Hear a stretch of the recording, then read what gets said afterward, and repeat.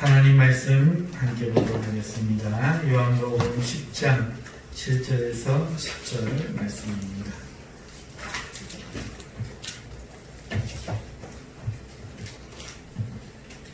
오늘 우리에게 주시는 말씀은 요한복음 10장 7절에서 10절 말씀입니다.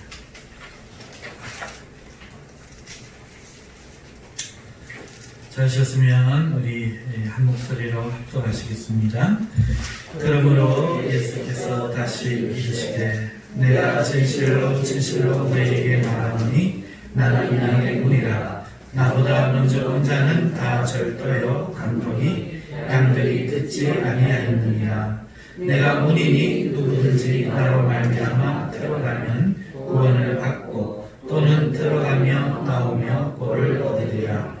도둑이 오는 것은 도둑질하고 죽이고 멸망시키려는 것뿐이요 내가 온 것은 양으로 생명을 얻게 하고 더 풍성히 얻게 하려는 것이라. 아멘. 먼저 우리 하나님을 찬송하십시다. 오늘 선한 목자이신 예수라는 제목으로 말씀을 증거하도록 하겠습니다. 시간 관계상 7절에서 10절까지만 읽었지만 오늘 예수님의 말씀이지요.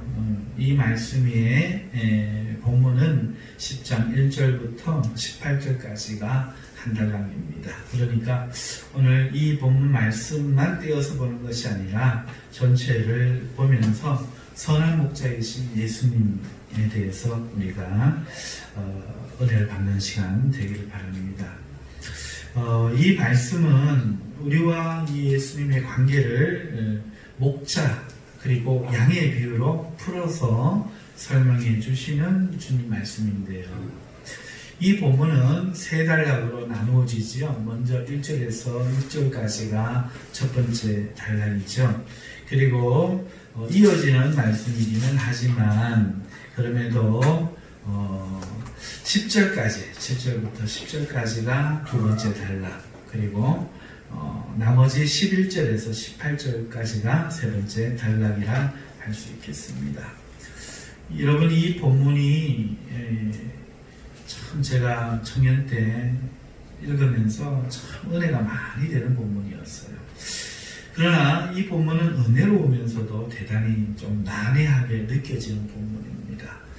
예수님이 우리의 목자시고 나를 위하여 목숨을 버려주신다는 사실이 너무나 감격이 되고 주님의 음성을 양은 안다는 소리가 오늘 내가 주님의 말씀을 깨닫고 주님을 믿고 간 이유인 것을 알면서 내가 구원을 받았구나 하는 이런 구원의 확신을 갖게 하는 굉장히 은혜로운 본문이지만 그러나 부분적으로 굉장히 이건 무슨 의미지 하는 부분이 많았습니다. 다 다룰 수는 없지만 먼저 첫 번째 단락에서도 이 1절에서 5절의 의미가 무엇인가 하는 거죠.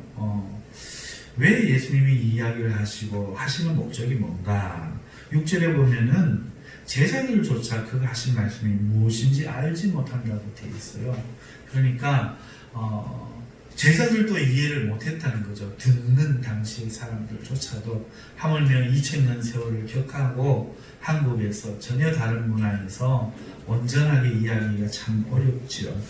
두 번째 단락에서도 예수님은 7절에 자신을 양의 문이라 이렇게 말씀합니다.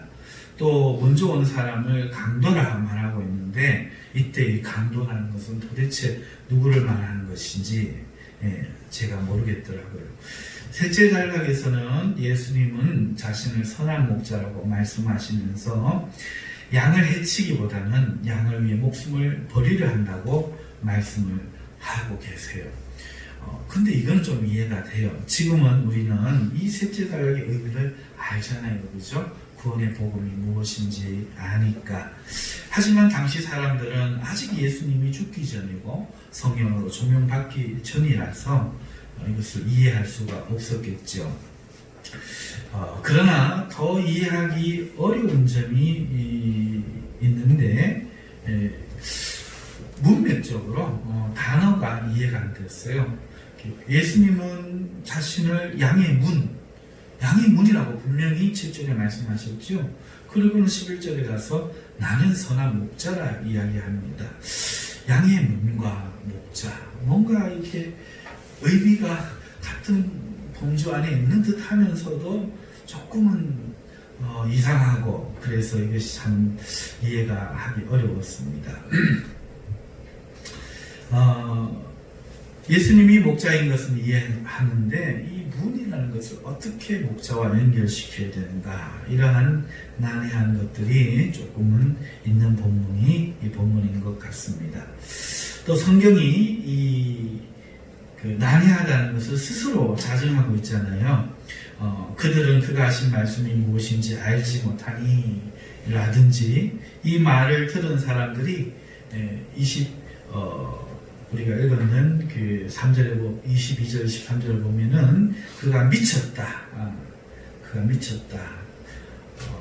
어찌하여 그 말을 듣느냐. 이렇게 말을 들은 결과가 조금 미친 사람의 말인데, 이런 내용으로 봐서 굉장히 어려운 본문이고 그 당시 사람들도 어렵다 하는 것을 우리가 알게 됩니다. 여러분, 목사는 주님을 대신하여서 성도를 목양하는 목자이죠. 그러면서도 동시에 성경을 가르치는 성경 교사이기도 합니다. 그래서 성경을 가르치는 것이 필요한데 성경을 따로 가르치는 시간을 잘 갖기가 힘들어요. 그래서 설교 시간은 목양의 시간이면서 동시에 성경을 가르치는 시간이 되기도 합니다. 그래서 오늘은 목자로서 여러분들에게 삶의 어떤 문제들에 대해서 권면하고 요구하고 또 혹은 책망하고 하는 그런 부분보다는 오늘 이 조금 난해한 부분을 우리가 풀어서 하나님의 말씀을 깨닫는 은혜에 동참케 하는 성경 교사로서의 그 시간에 좀 더 집중하여 설명을 전하려고 합니다. 자, 그렇다면 이 본문을 어떻게 풀어야 바로 이해하고 쉽게 알 수 있겠는가? 늘 말하듯이 성경은 성경으로 풉니다. 성경을 푼다는 것은 다른 데서 이 성경을 풀어준다 하는 그런 부분도 있겠지만 대부분의 경우에는 문맥적으로 풉니다. 그래서 근전 문맥, 바로 앞뒤에 있는 그런 그 성경을 통해서 그 해답이 주어진다 하는 것이죠. 예수님의 이 말씀을 들은 사람들의 반응은 19절에서 20절에 나타나듯이 예수님이 미쳤다 하는 거죠. 그들은 왜 그런 생각을 합니까? 예수님이 자신을 선한 목자라고 하면서 양들을 위해 스스로 목숨을 버린다고 말하고 있기 때문이에요. 이 말씀이 그 당시의 사람들로서는 이해가 되지 않고 귀신 들린 까닭이라 이런 생각이 들었습니다. 그러나 우리는 오늘 이 본문에서 그들과 다르게 이야기하는 어떤 사람의 말, 이 말로부터 이 내용을 이해하기 시작해야 돼요. 저희가 쌀을 시켰는데 쌀에 이게 부대에 보면은 이게 실이 이렇게 묶여 있어요. 제가 그걸 잘못 당기니까 또 끊어도 안 되더라고요. 그래서 나중에 가위로 통째로 잘라야 되는 수고를 힘들게 했는데 우리 교회 집사님이 그 손에서 그것을 해보셨나 봐요. 하나 가닥을 탁 잡아갖고 풀어서 당기니까 한 번에 주르륵 풀리더라고요. 그와 마찬가지입니다. 첫 단추를 잘 끼워야 되는 것처럼 풀기를 어디서부터 푸느냐, 올바른 순서대로 시작하는 게 대단히 중요한데 오늘 이 말씀을 이해하는 이 첫 단추를 바로 여기에서부터 시작하는 게 좋다는 거죠. 바로 21절입니다. 어떤 사람이 말하되 이 말은 귀신 들린 자의 말이 아니라 귀신이 맹인의 눈을 뜨게 할 수 있느냐 하더라.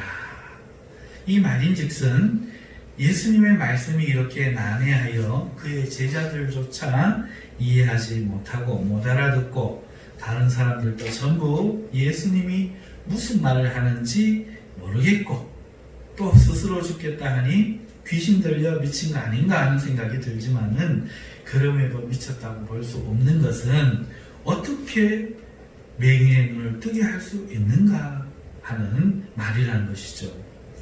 귀신이 맹인의 눈을 뜨게 하는 그런 좋은 일을 하는 존재가 아니잖아요. 그러니 귀신 들렸으면 그런 일을 안 한다는 거죠. 비록 이 사람 말이, 예수님 말이 자기는 예수님 편은 아니지만 이해하기 어려워도 귀신 들려 미친 것은 아니라 이렇게 결론하는 것입니다. 이 말을 하는 사람은 참으로 냉정하게 사리 분별하는 사람이라고 할 수 있겠죠. 그래서 오늘 우리는 이 말이 이해할 수 있는 말이라는 예수님을 알지 못하는 사람도 하는 이 증언, 그리고 이 맹인이라는 또 다른 키 가지고 본문의 말씀을 우리가 풀어보도록 하십시다. 먼저 저는 오늘 이 본문을 정할 때 이 중간을 정했잖아요. 두 번째 단락. 그래서 그 이유가 물론 있죠. 먼저 양의 문으로 풀어가기 위해서 그렇습니다. 양의 문에 대해서 먼저 풀어보십시다. 7절에 우리가 읽은 본문에 예수님은 자신을 양의 문이라고 하고 계시는데요. 그러나 제가 두 번째 단락 7절을 읽었지만 이미 첫 번째 단락에서 양의 문 이야기가 나오고 있어요. 첫째 단락에서 예수님은 문을 매개로 말씀을 하고 계신 거죠. 1절, 2절 같이 읽어볼까요? 내가 진실로 진실로 너에게 이르노니 문을 통하여 양의 우리에게 들어가지 아니하고 다른 데로 넘어가는 자는 절도며 강도요 문으로 들어가는 이는 양의 목자라. 자, 그리고 3절에도 문지기는 문을 열고 이렇게 문 이야기가 벌써 나왔다는 거죠. 그리고 나서 3절에서 5절 이야기를 통해서 예수님이 양과의 관계를 나타냅니다. 목자가 일일이 자기 양 이름을 불러내고 다 내어놓은 후에 앞서가면 양들이 그의 음성을 알기 때문에 따라간다. 그러면서 주인이 아닌, 목자가 아닌 그런 사람의 음성은 양이 모르기 때문에 도리어 도망한다. 이렇게 말씀하는 것이 첫 번째 단락인데요. 여러분, 이스라엘의 양치는 이야기가 조금 필요합니다. 이스라엘에서 유대인들은 양을 쳤어요. 제 어릴 때도 그 집에 그 개, 그리고 닭, 이런 거 조금씩 먹이고 했던 기억이 나는데요. 그들은 양을 쳤습니다. 그러니까 양을 치면 필요한 게 뭐죠? 우리가 꼭 있어야 되죠. 닭을 키워도 뭐 족제비가 와서 잡아먹고 고양이가 잡아먹고 그래요. 그래서 양을 칠 때 우리가 꼭 필요합니다. 좀 적은 수의 양을 치는 사람들은 집에다가 우리를 만들어요. 그래서 바로 집 옆에 마구간이 있어서 양을 재우는 것이죠. 그리고 식구들 중에서 한간 아이들이나 어른이 옛날에 뭐 학교가 있었겠습니까? 아침에 일어나면은 양을 몰고 들로 나가서 양을 데리고 꼴을 먹이기도 하다가 오후나 저녁에 돌아오는 것이죠. 조금 규모는 다르겠지만 우리가 아는 다윗도 그랬죠. 막내 아들로서 양을 치는 일을 담당했었습니다. 그런데 좀 더 많은 양을 치는 사람들도 있었습니다. 양이 떼를 이제 이루기 때문에 이때는 좀 더 전문적인 방목이 필요하죠. 그래서 좀 더 풀이 많은 곳에 이제 데리고 가야 됩니다. 이때 이스라엘의 그 야곱 말입니다. 이스라엘의 아들들이 그렇게 했었지요. 성경에서 보면은 풀을 따라서, 풀이 있는 곳을 따라서 집을 떠나서 멀리 이제 다녔었던 것처럼 이렇게 좀 더 양이 많은 사람들은 그렇게 했습니다. 그러면은 밤에 어떻게 할까요? 그래서 아주 분홍들은 들이나 또 마을 근처에 자신들의 어떤 그 우리를 만들었겠지만은 대부분은 상업적인 목적으로 만들어진 공동 우리를 이용했어요. 그래서 저녁이 되면 양목장들에 있는 이 공동 우리를 지키는 문지기에게 적당한 사례를 하고 자신의 양을 맡기고 돌아갔다가 집에서 쉬고 아침에 양을 찾는 그 이야기가 바로 오늘 본문의 이야기죠. 예수님은 늘 사람들이 이해할 수 있도록 이해하기 쉽게 그들이 잘 아는 이야기를 가지고 말씀을 해주셨거든요. 그러니까 예수님은 자기와 성도의 이야기를 하면서 바로 이 이야기를 한 거죠. 너희들 날마다 그러지 않느냐 하는 거죠. 목자와 양의 관계 이렇다는 거죠. 예수님과 성도의 관계가 그런데 특별히 예수님이 지금 무슨 얘기를 하고 싶을까요? 그렇죠. 도둑과 강도 이야기하는 거죠. 문지기가 목자를 아니까 주인을 아니까 알지 못한 문을 안 열어준다는 거죠. 그럼에도 들어오는 것은 도둑이요 강도다. 그러나 목자는 문으로 들어간다는 거죠. 당당하게. 문지기도 문을 열어줄 뿐더러 목자가 들어가면은 들어가서 양들을 부른다는 거예요. 공동우리라고 했잖아요. 그러면은 양들이 남의 양들도 섞여 있겠죠. 자, 이런 의미에서 1절에서 5절을 보면은 이제 이해가 되는 것이죠. 그래서 예수님이 목자이기 때문에 양을 부른다는 겁니다. 목자가 공동우리에서 자기 양을 하나하나 이렇게 뭐 예를 들어서 양이라, 양이야, 양삼아, 양사야 이렇게 부르면 양들이 하고 알고는 음성을 알고는 막 그래서 무리에 섞여 있다가도 나온다는 것이죠. 그런데 주인이 아닌 사람이 혹여라도 욕심을 부려가지고 부르면 쳐다보지 않죠. 왜? 음성을 모르니까. 그런데 억지로라도 좀 잡아가려고 이렇게 하면은 오히려 도망을 간다는 것이 이 본문의 말씀인 거죠. 이것은 비유죠.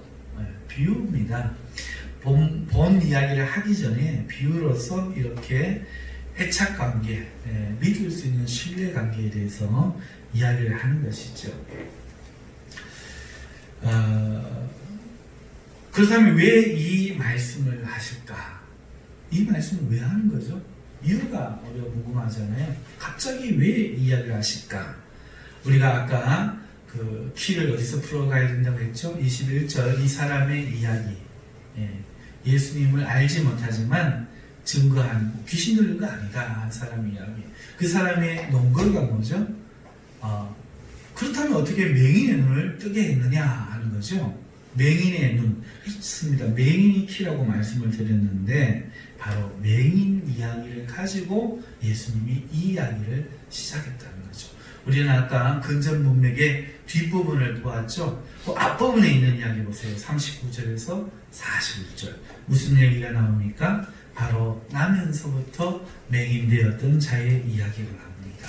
예수님이 이 맹인을 고쳐주셨죠. 자, 그러자 그게 안식일이어서 바리새인들이 이 맹인을 공격합니다. 예수님을 비방하는 것이죠. 그러나 이 맹인은 예수님을 보호합니다. 그리고 그 맹인을 예수님이 만나주죠. 이게 굉장히 좀 다른데 먼저 예수님이 이 맹인을 구해주기 전에 앞전에 베데스다 목가에 있는 38년 된 병자를 구한 적이 있습니다. 근데 그때 그날도 안식일이었죠. 공교롭게. 그래서 내 자리를 들고 걸어가라 했는데 여러분 자리를 들고 걷는 것은 이스라엘 나라에서 특히 안식일에는 절대 해서는 안 되는 행동이죠. 왜냐하면 그때는 돌로 쳤습니다. 안식일 오기면. 그런데 자리, 침상을 드는 것은 무거운 걸 드는 노동이었기 때문에 예수님 제자가 미리사 훑은 것도 이거 타작한 거 아니냐 이렇게 시비를 거는 그 당시 문화에서는 대단히 위험한 거죠. 아닌 게 아니라 이 사람을 찾아와서 네가 왜 안식일에 하지 못할 일을 하느냐 하니까 이 38년 된 병자는 그 핑계를 예수님을 이렇게 돌립니다. 어떤 사람이 이렇게 하라고 고쳐주고 시켰다 하는 거죠. 그런데 오늘 인하면서 맹인된 사람은 예수님을 팔지 않습니다. 모른다. 그리고 그가 잘못됐다라고 말하자 나는 잘못됐다고 생각하지 않는다. 나 태어나서 이런 일을 귀신 들린 사람이 하거나 잘못된 사람이 했다라는 이야기를 들어본 적이 없다. 이렇게 자기를 고쳐주는 사람에 대해서 변호하고 기꺼이 그 자기는 약자이면서도 이 사회의 주도권을 잡은 바리새인 무리들과 맞서기 시작합니다. 자, 그러자 예수님이 베데스다 사람들에게 그 38년 된 환자에게는 만나서 다시는 죄짓지 마라 이렇게 이야기했는데 이 사람을 만나서는 네가 메시아를 아느냐? 압니다. 그가 나다. 이렇게 이야기를 합니다. 그러자 그 맹인되었던 사람이 엎드려 절하고 예수님을 경배하는 내용이 바로 이거죠. 자, 이 내용을 예수님이 1절에서 5절 이야기하는 겁니다. 그럼 여기에서 바리새인들은 예수님의 양이 아니기 때문에 예수님을 따르지 않지만 바로 이 맹인은 예수님의 양이기 때문에 이렇게 따른다 하는 것을 말하는 것이죠. 또 그 앞에 있었던 38년 된 병자는 같이 은혜를 베풀었어도 양이 아니기 때문에 은혜를 받지만 따르지 않는 것이다. 이렇게 요한이 이야기하는 겁니다. 여러분, 요한복음은 신앙의 본질이 뭔가를 설명하는 그 주에서 같은 복음서라고 제가 늘 말씀을 드리잖아요. 그러니까 교회 안에 많은 사람들이 와도 거기에는 양이 있고 염소가 있어요. 지금 예수님 제자에게도 진짜 제자와 예수님을 팔 제자가 있었고, 그리고 그 교회 이 공동체 안에도 그렇게 택한 자와 택함을 받지 못한 사람들이 함께 있다는 거죠. 그런데 어떻게 아느냐? 이렇게 안다는 거예요. 은혜를 받는다고 해서 다 믿는 게 아니고 누구만 믿느냐? 택한 자, 양인 사람만 하나님을 믿는다 하는 것이죠. 자, 이 첫 번째 단락에서 이 문이 그 이스라엘 당시에 그런 공동 우리의 문으로 이해되었다면은 이제 두 번째 단락에서의 이 문을 이해해 보십시다. 자, 첫 번째 단락에서 이 문이 공용 우리의 이 문이었는데 예수님은 지금 자신을 양의 문이다 이렇게. 이게 또 무슨 소린가? 그렇죠? 이해하기가 어렵죠? 여러분, 목자가 이렇게 마을 어귀에나 이렇게 그런 공용우리를 이용하지 않고 멀리 만약에 데리고 갔을 때 양떼가 많아서 멀리 데리고 나갔을 때는 그럼 어떻게 해야 될까요? 집에 돌아올 시간이 안 됩니다. 목초지를 따라서 옮겨야 될 때는 어떻게 해야 될까요? 그렇죠. 야숙을 해야 됩니다. 목자들이 밤에 양을 지키면서 밤에 불침번을 쓰면서 양을 지켜야 했던 것이죠. 이럴 때 양의 문은 무엇일까요? 그렇죠. 목자 자신이 양의 문인 겁니다. 양의 문이 상징하는 게 뭐죠? 첫 번째 단락에서 안전 아니었습니까? 양의 문을 통해서 들어온 목자를 통해 양의 문을 통해 나가야 안전하지, 양의 문이 아닌 곳을 넘어오는 자를 통해서 그 넘어가면은 문제가 생긴다는 거죠. 그래서 첫 번째 단락이 주는 의미는 안전이었잖아요. 그러니까 그 의미를 지금 가지고 와서 지금 예수님이 내가 양의 문이다 이렇게 안전함에 대해서 이야기하는 거죠. 여기에서 양의 문은 예수님 자신입니다. 예수님이 문이 되어서 스스로 그 광야의 밤에 그 보호자가 되심을 말하는 거죠. 우리나라에 설이라는 것이 있는데 이거 엄연한 도둑질이죠. 하지만 조금은 귀엽게 애교를 바로 주기도 하잖아요. 그런데 이스라엘에서 밤에 양을 훔치는 자들이 있었어요. 목자가 피곤해서 졸면 저 끝자락에 있는 그런 양들을 이제 가서 막 이렇게 목자의 음성을 해갖고 이렇게 막 부르구나. 우리 대한민국 개들 중에 옛날에 한 5, 60년 중에는 거의 이름이 메리가 많았어요. 메리. 그래서 아무 개나 보고 메리 이러면은 진짜 개가 막 돌아보고 막 그랬어요. 그러다 보니까 이스라엘도 그렇게 했지요. 양을 사랑하는 목자들이 이름을 지어주는데 부르다 보면은 자기 이름이니까 양이 귀를 기울일 때가 있다는 거죠. 이런 점을 이용해서 손쉽게 불러내거나 아니면 가서 양을 안고 이제 몰래 나오는 그런 자들이 있었습니다. 예수님이 이야기를 하는 거죠. 만일 밤에 몰래 양을 부르는 자가 있다면 그건 도둑 아니겠냐, 강도 아니겠냐, 빼앗으려고 그러는 거고 잡아먹으려고 하는 거 아니겠냐. 만일 양이 그걸 모르고 따라가면 어떻게 될까요? 퀴리 낭패를 당하죠. 지금 그렇기 때문에 양은 반드시 목자가 부를 때 따르고 목자가 가자고 할 때 가야만 되는 것입니다. 이 두 번째 이야기가 바로 그거예요. 나는 선한 목자이니 양을 해칠 일이 절대로 없다. 나는 믿어도 된다. 그러니까 내가 부를 때 응답하고 내가 가자 할 때 가자 얘들아. 그런데 밤에 누군가 몰래 부를 때는 쳐다보죠.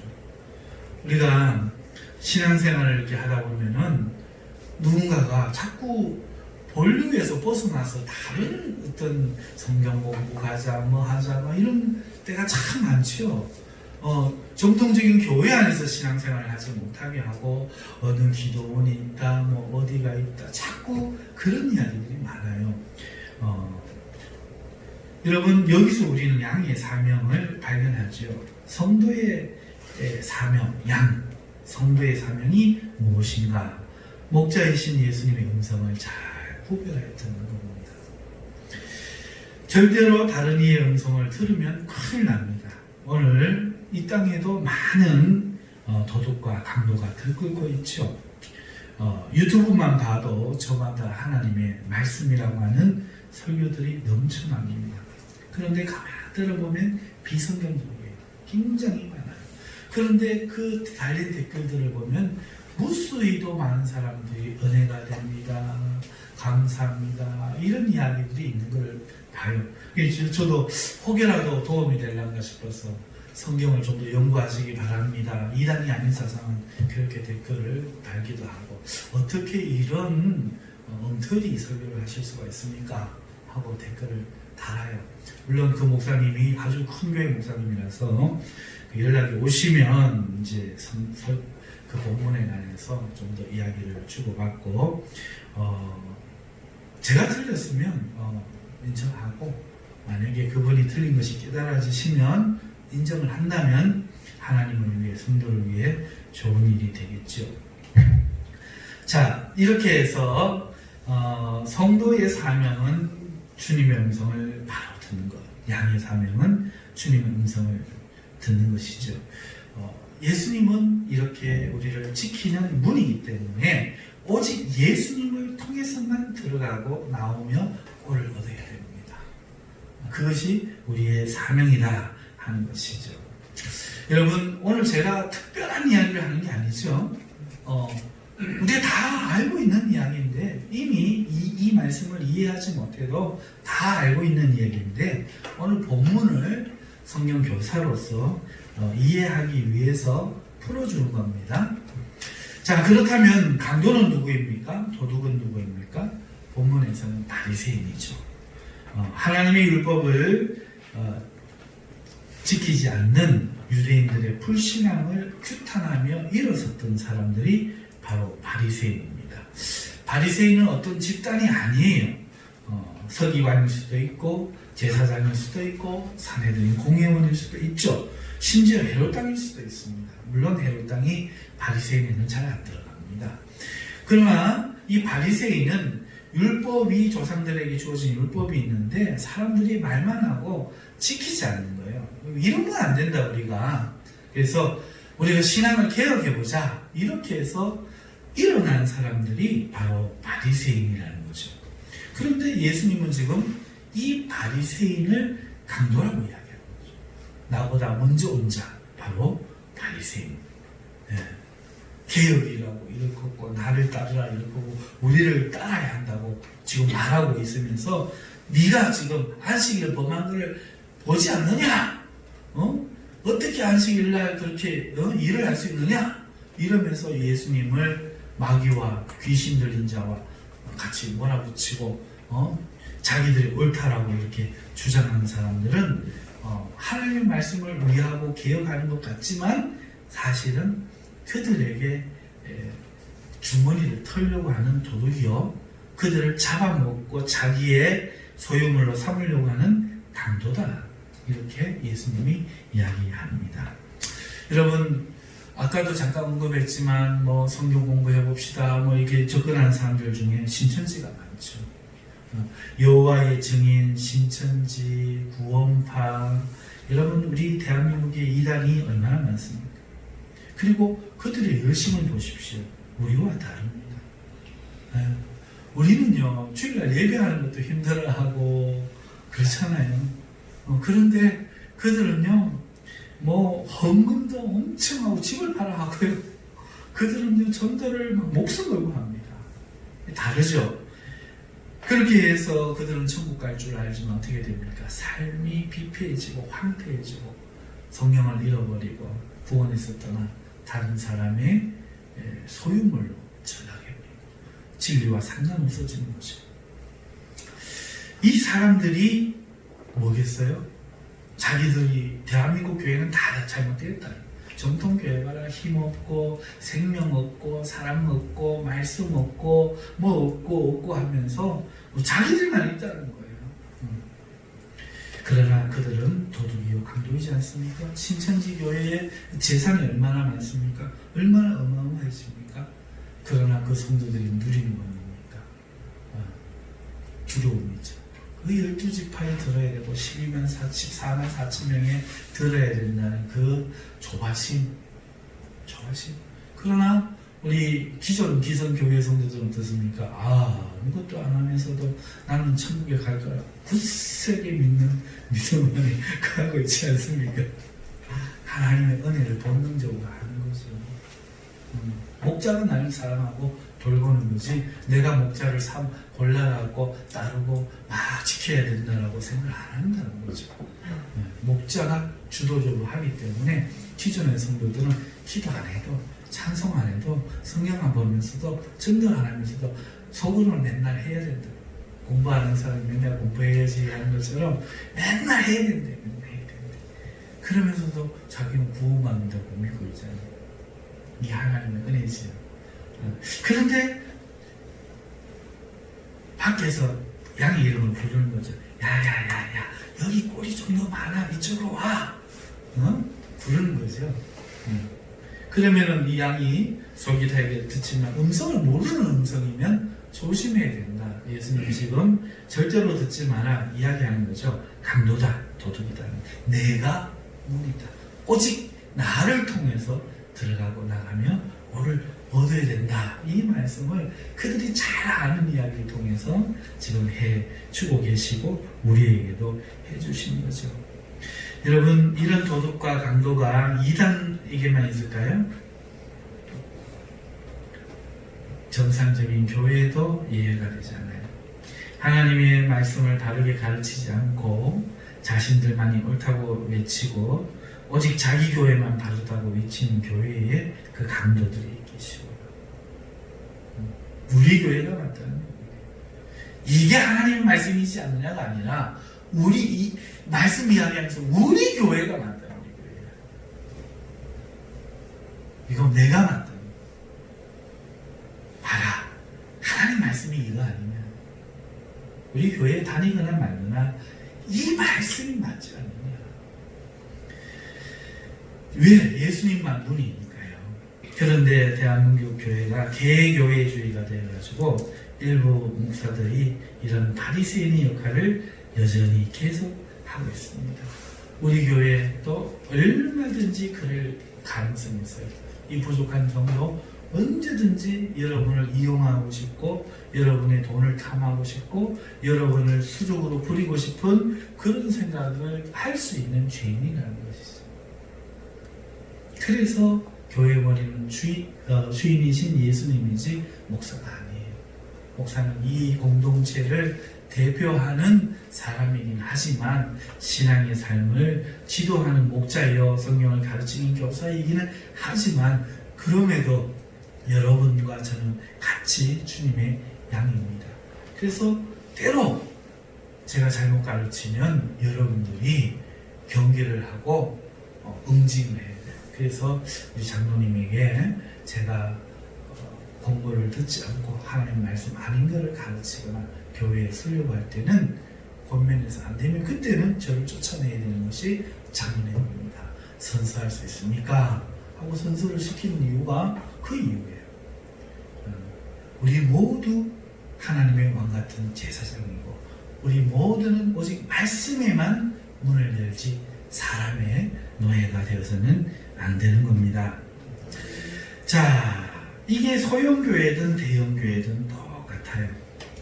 여러분, 우리는 개혁교회에 속하는데요. 그렇죠? 개혁교회입니다. 가톨릭교회 아니죠. 우리의 이 개혁이 본질이 뭐냐? 오직 말씀으로 돌아가는 개혁이었죠.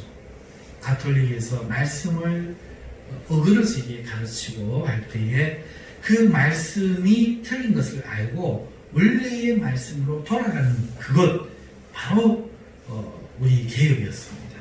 그런데 개혁교회는 한번 개혁한 교회가 아니라 날마다 개혁하는 교회인 겁니다. 다시 말해서 우리는 날마다 말씀으로 돌아가야 개혁교회인 거예요. 개혁교회에 속했다고 개혁교회는 아니라는 거죠. 개혁교회에 있어도 가톨릭이 될 수 있다는 거예요. 종세번 땡 치는 데에서 은혜를 느낄 수 있다는 거예요. 뭔가 그런 소리에 경건해진다 이럴 수 있다는 거예요.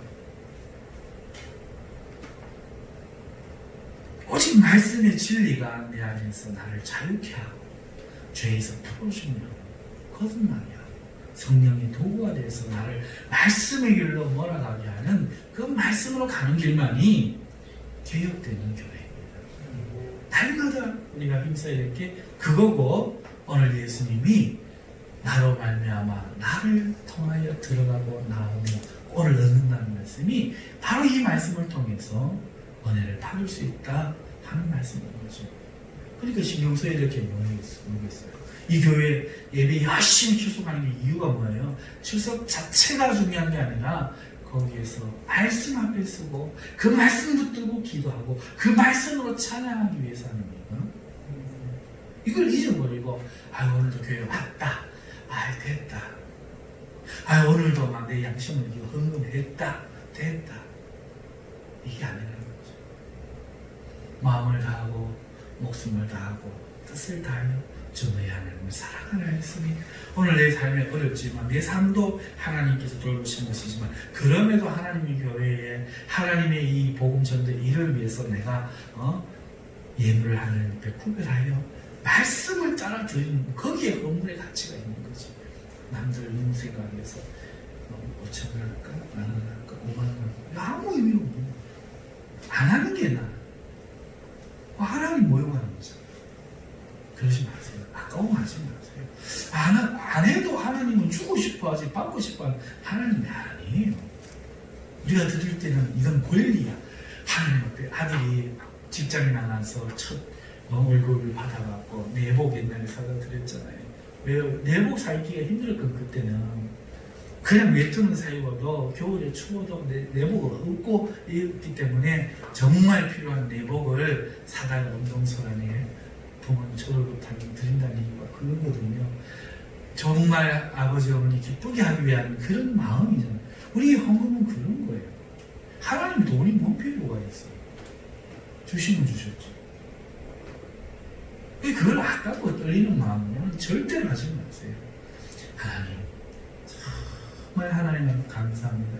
이것이 하나님 나라에 쓰여지기 바랍니다. 권리와 기쁨으로 이걸 하나님께 드리고 또 이 예배도 오늘 안 가면 사고만 나도 주일날 교회 예배 안 드렸다가 사고 나면 어떻게 돼?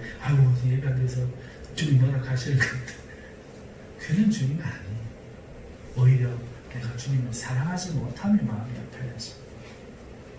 내가 세상 일이 더 좋구나, 남자친구가 더 좋구나, 내 주님 나를 왜 죽어줘도 나는 왜 이렇게 주님을 기뻐하지 못하고 사랑하지 못할까? 이 마음이 아파야지. 나를 위해 죽어주신 분을 내가 일주일에 한 번 예배하는데 내 평생에 이 예배라도 주님 앞에 내가 덜 기쁨으로 드려야지. 제일 좋은 옷 입고 뭐 좋은 옷 입어야 되는 게 아니라 사랑하는 분 만나러 가니까 그게 예배라는 거죠.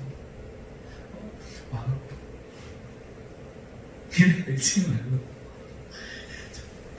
나를 위해 주님 지금 다 보고 계시겠지?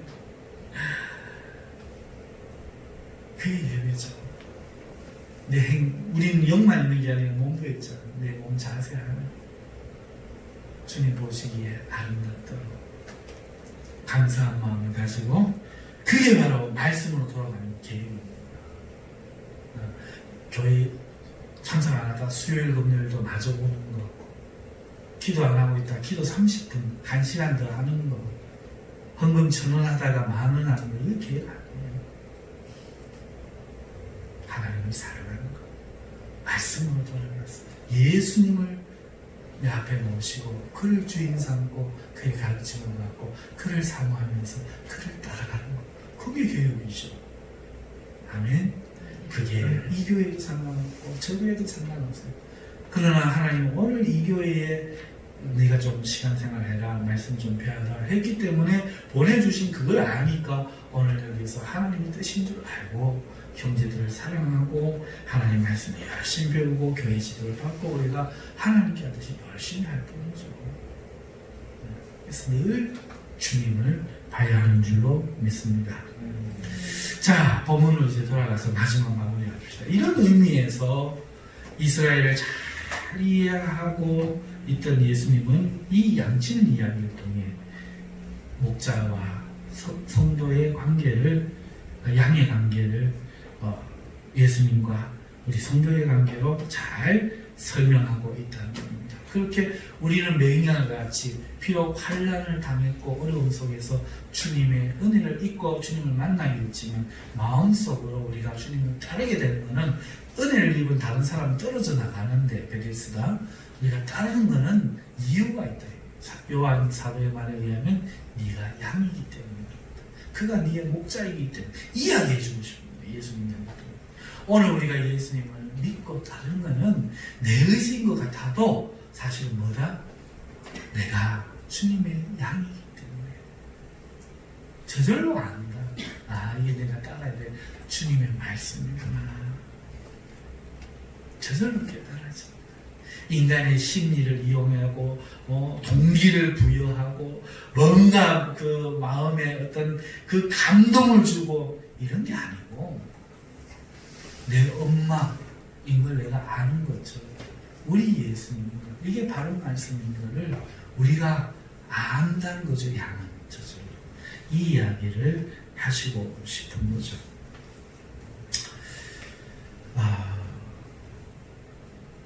이렇게 세 번째 단락을 이해하면 나는 선한 목자요, 나는 양을 위하여 목숨을 버리려고 한다 하는 것이 깨달아지고, 주님은 우리를 이용하시는 분이 아니에요. 우리 돈이 몇 푼 필요하시는 분 아니에요. 우리가 찬송하고 이러다고 주님이 천국에서 아이고 저것들 구원해 놓으니까 참 잘하네 이러신 분이 결코 아니에요. 그런 거는 안 기뻐하셔요 주님이. 그쵸? 주님 사랑하는 기쁨에, 내가 너 기쁨에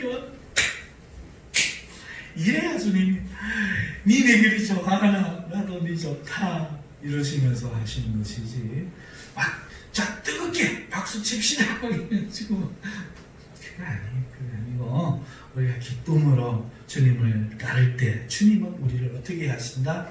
목숨을 걸고 우리를 돌보신다 하는 것입니다.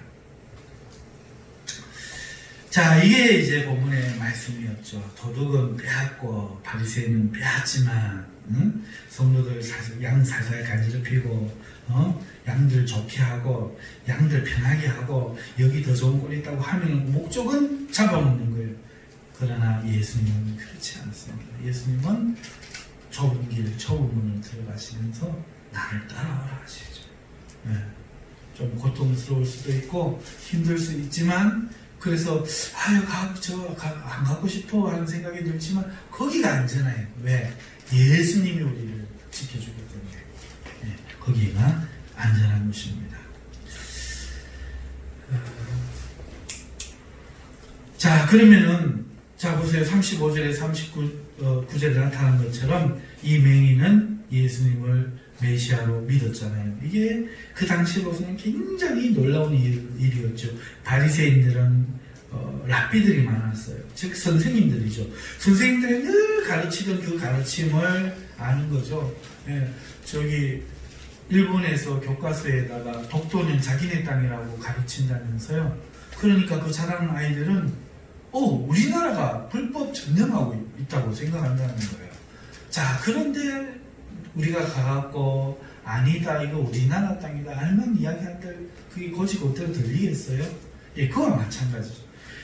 자기들에게 여태까지 선생님 노릇을 하면서 가르쳤던, 어려서부터 존경 안 하고 배워갖고 존경했고 자기들보다 지식이 많으니까 또 뭔가 좀 더 거룩해 보이니까 이렇게 마음으로부터 신뢰했던 그 사람들의 이야기를 부인하고 예수님의 이야기를 듣고 깨닫고 예수님을 보호하며 그 바리새인들에게서 돌아서서 예수님께 절하고 예수님을 따르는 이 맹인, 이유가 뭐냐? 바로 양이기 때문이다. 굉장히 놀라운 이야기인 거죠. 오늘 우리도 그와 같이 예수님을 따르는 놀라운 기적의 주인공인 줄 믿습니다. 자, 이러한 양에게 예수님은 선한 목자가 되어주시는데 어떠한 목자인가? 첫 번째, 어떠한 경우에라도 위험 앞에 양을 버리지 않겠노라 말씀하고 있습니다. 두 번째로는 끝까지 양을 지키시겠다 말씀합니다. 그리고 세 번째로 양을 위해 목숨을 버려주겠다. 끝까지 지킬 뿐만 아니라 양을 살리기 위해서라면 목숨이라도 내가 버리겠다 말씀하신다는 거죠. 그 예수님이 오늘 우리를 부르고 계십니다. 말씀 앞으로 말이죠. 교회 앞이 아니라 말씀 앞으로 부르고 계십니다. 예수님은 생명을 얻게 하실 뿐 아니라 풍성히 얻게 하십니다. 이 말씀을 끝으로 말씀을 맺겠습니다. 사랑하는 성도 여러분, 오늘은 교사로서 성경을 좀 이해하기 쉽게 풀어드렸는데요. 부족하신 분은 이 설교 시간 외에 더 개인적으로 물으시면 좋겠고, 좋으셔서 못 듣고 성경책 떠주시는 분들도 나중에 물어주시면 감사하겠고, 자, 우리가 뭘 모르고 있는가 하면 예수님이 뭐라고 이야기했어요? 9절 같이 한번 읽어봅시다. 내가 문이니 누구든지 나로 말미암아 들어가면 구원을 받고 또는 들어가면 나오며 꼴을 얻으리라. 자, 제가 드리고 싶은 말은 이거예요. 우리가 예수님이 문이다. 예수님의 문으로 들어가야 구원받는다. 이거는 우리가 너무 잘 아는 것 같아요. 요즘 성도들이. 그런데 그 다음 말씀. 구원을 받고 또는이라고 번역했지만 또예요. 또 들어가며 나오며 꼴을 얻으리라. 이 말씀. 날마다 우리가 예수님을 통해서 뭘 얻어야 돼요? 꼴이 뭐죠? 양이 먹어서 살 수 있는 양식이잖아요. 오늘 우리가 날마다 예수님에게 이 꼴을 얻어야 돼요. 양식을 얻어야 돼요. 영육간의 양식을 말이죠. 그런데 우리는 구원 끝났다. 이제 이때부터 이게 끝이야. 여기 우리의 착각이에요. 10절 보세요. 도둑이 오는 것은 도둑질을 하고 죽이고 멸망시키는 것 뿐이지만 내가 온 것은 양으로 생명을 얻게 하고자 구원받겠죠. 그 다음에 어떻게 해요? 그 생명이 더 풍성히 얻게 하는 것입니다. 오늘 우리는 날마다 더 풍성해져야 되는 거예요. 자, 그런데 우리의 신앙의 마음의 무의식은 어떻게 돼요? 2000년 전에 예수님이 나를 위해 십자가에 죽어줘서 죄를 사해 주시고 이제 하나님 나라에 들어갈 수 있는 이 구원의 사건을 이야기하는구나 하고 이제부터 뭐만 남아요? 은혜만, 의무만 남는 거예요. 예배 드리고 기도하고 기뻐해야 되고 사랑해야 되고 헌금해야 되고 전도해야 되고 말씀을 더 알아야 되고 의무만 남는 거예요. 이게 잘못된 거예요. 예수님은 지금 분명히 이야기합니다. 구원을 받고 또 들어가며 나가며 꼴을 얻으리라. 날마다 주어진 그 은혜, 구원, 그냥 생명 얻는 그 자체가 아니라 풍성하게 만드시는 이 은혜를 날마다 받아야 됩니다. 누구를 통해서? 예수님을 통해서. 그래서 날마다 예수를 묵상하자. 사도가 이야기하는 거 아닙니까? 오늘 날마다 묵상하는 거예요. 예수님 하고서 눈빛은 무슨 색깔이었을까? 흰 나보다 클까 작을까? 오늘 오셔서 만나고 아유 희원아 만났다. 친구야 오랜만에 다녀서 내주시면 내가 그걸 기쁘게 잡을까 못 잡을까부터 시작해서 오만 묵상할 수 있지 않겠어?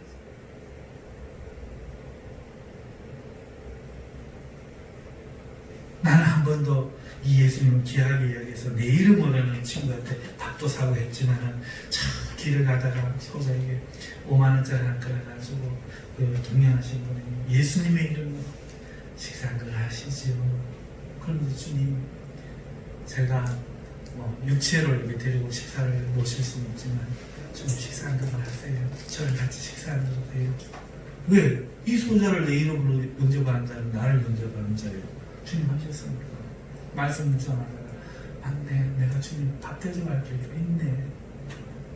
주님 제가 주님 식사한다고 하려고요. 준비해가지고 그럴 수 있잖아요. 우리 자녀들 뭐 사주고 하는데 우리 주님 겨울에 옷 한번 해드리고 싶다. 주님이 사람이 영이시니 뭐 육체 갖고 계시다고 하늘나라 계시니 어떻게 옷 한번 사줄 수 있겠어요? 근데 방법이 있잖아. 묵상하다 보니 한 돈 100만 원 모아놓고 우리 교회 옷도 못 사입고 추운 겨울날 단벌로 다니신 분이 있으면 조용하게 옷 사입으세요. 이름도 없이 적어가지고 그걸 기도할 때 거기 성경 제안에서 살짝이 주님 따뜻한 겨울 되세요. 할 수 있잖아요. 주님 그 마음 받으시는데 내가만 어디 있나 이러시겠어요? 그래 잘 입을게.